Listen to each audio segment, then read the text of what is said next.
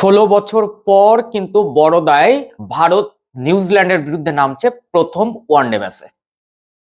এই ম্যাচকে ঘিরে কিন্তু গুজরাটে একেবারে রই রই রব, কারণ 16 বছর পর এই মাঠে কিন্তু খেলা এবং রোকো জুটিকে দেখার জন্য একটা বিরাট বিরাট একটা আগ্রহ তৈরি হয়েছে, উন্মাদনা তৈরি হয়েছে। এই পরিস্থিতিতে ভারতের সম্ভাব্য একাদশ কি হতে চলেছে, আর এখানে নীতিশ কুমার রেড্ডি কিন্তু এন্ট্রি নিয়ে নিলেন।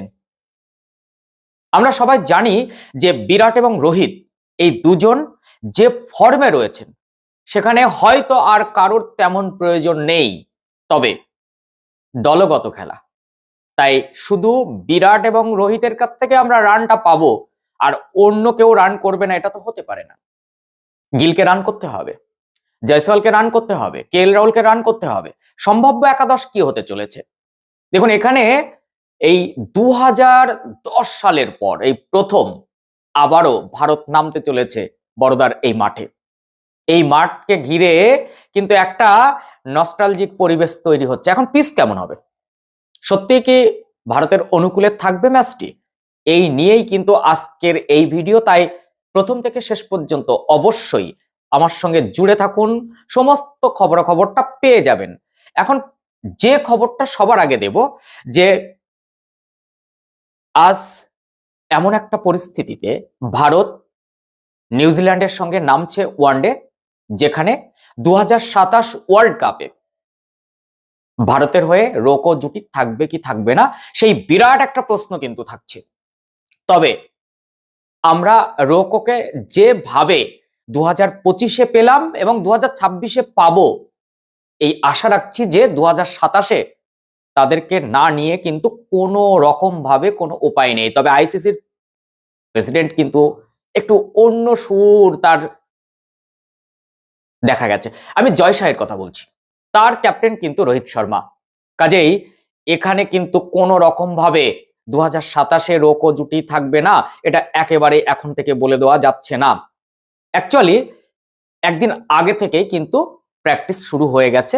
আজকে বিরাট কোহলি কিন্তু জয়সওয়ালের ক্লাস নিলেন। অ্যাকচুয়ালি এটাই তো চাই ভারতীয় ক্রিকেটের, এই যে উন্নতি, তার মূল মন্ত্রটাই হচ্ছে একজন আরেকজনের সহযোগিতা করা। আমরা দেখলাম যে অভিষেক শর্মার গুরু ভারতের প্রাক্তন অলরাউন্ডার যুবরাজ সিং, সে কিন্তু এখন অভিষেকের সঙ্গে সঙ্গে আরেকজনকে হাতে নিয়েছেন, সঞ্জু স্যামসন। এই যে একজন আরেকজনের সহযোগিতা করা, বাংলাদেশ ক্রিকেটটা ধ্বংস হচ্ছে শুধুমাত্র তাদের এই বিভাজন আর অজ্ঞ কিছু মানুষকে বোর্ডে নিয়োগ দেওয়া। ওই যে রাজনীতি শিকার লিটনের কথা তো আমরা জানতেই পেরেছি, তার হাতে যে টিম তুলে দেবে সেটা নিয়েই তাকে খেলতে হবে, তার কোনো অভিমত নেই, সে কিন্তু ক্যাপ্টেন। যাই হোক, জয়সওয়াল কিন্তু রান করবেন এইরকম একটা আশা রাখছি। আজকে জানাবো সম্ভাব্য একাদশটা ঠিক কি হতে চলেছে, এটা কিন্তু খুব করে জানা দরকার। আমি যেটা বুঝতে পারছি তাতে রোহিত শর্মা আর গিল ওপেন করবেন, সেই জায়গা থেকে বিরাট কোহলি ওয়ান ডাউন। তারপরে কিন্তু এন্ট্রি হচ্ছে অনেক দিন পর শ্রেয়াস আয়ার। তার সময়টা একদম ভালো যাচ্ছে না, চোটের পর বিমানবন্দরে নামলেন, সেখানেও কুকুরের তাড়া খেতে হলো একটু। এই যে বিপদ তার পায়ে পায়ে রয়েছে, তাই সুস্থ সবল আমরা চাই শ্রেয়াসকে। এই সিরিজটা ভালো খেলে দিলে কিন্তু আমরা মিডল অর্ডারের যে সমস্যাটা রয়েছে সেটা নিরসন করতে পারবো। তাই রোহিত শর্মার সঙ্গে শুভমান গিল ওপেন করলে বিরাট কোহলি ওয়ান ডাউন, শ্রেয়াস কিন্তু তারপরে 4 নম্বরে, কেএল রাহুল 5-এ, 6-এ রবীন্দ্র জাদেজা, 7-এ অক্ষর প্যাটেল, 8-এ কিন্তু নীতিশ কুমার রেড্ডি। কারণ আমরা অনেক আশা নিয়ে হয়তো বসেছিলাম যে এখানে আমরা পান্ডিয়াকে পাবো, কিন্তু পাচ্ছি না, তাই নীতিশ কুমার রেড্ডির এন্ট্রি হচ্ছে। তারপর হর্ষিত রানা, মোহাম্মদ সিরাজ, কুলদীপ যাদব, জাসপ্রীত বুমরাহ টি-20 ওয়ার্ল্ড কাপের দিকে নজর রেখে তাকে কিন্তু বিশ্রাম দেওয়া হয়েছে। এখন বলুন টিমটা ঠিক কেমন হলো, নিউজিল্যান্ডের সঙ্গে কতটা টক্কর দিতে পারবে। তবে অবশ্যই মোহাম্মদ সিরাজ দলে আদর্শ, তাকে টি-20 স্কোয়াডেও কিন্তু সুন্দরভাবে খেলিয়ে দেওয়া যায়, কারণ তার যে স্ট্যামিনা আছে তাতে কিন্তু অবশ্যই জায়গা পাওয়ার একটা উপযুক্ত প্লেয়ার। শুধু টেস্ট নয়, সাদা বলে তারও কিন্তু যথেষ্ট যথেষ্ট ক্যারিশমা আছে। তবে নীতিশ কুমার রেড্ডিকে অনেক সুযোগ দেওয়া হচ্ছে, এই সুযোগ কিন্তু সে ঠিকঠাক কাজে লাগাচ্ছে না।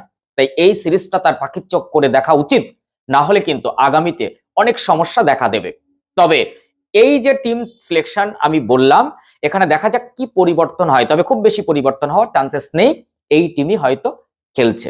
তো আপনার কি অভিমত অবশ্যই জানাবেন, আর চ্যানেলে নতুন হলে অবশ্যই চ্যানেলটি ফলো দিয়ে রাখবেন, তার কারণ নতুন নতুন ভিডিও পাবেন। আর অবশ্যই ইউটিউব চ্যানেল থেকে দেখেন অনলি প্লে, তাহলে অবশ্যই সাবস্ক্রাইব করবেন, আর পাশের বেল আইকনটি কিন্তু প্রেস করতে ভুলবেন না।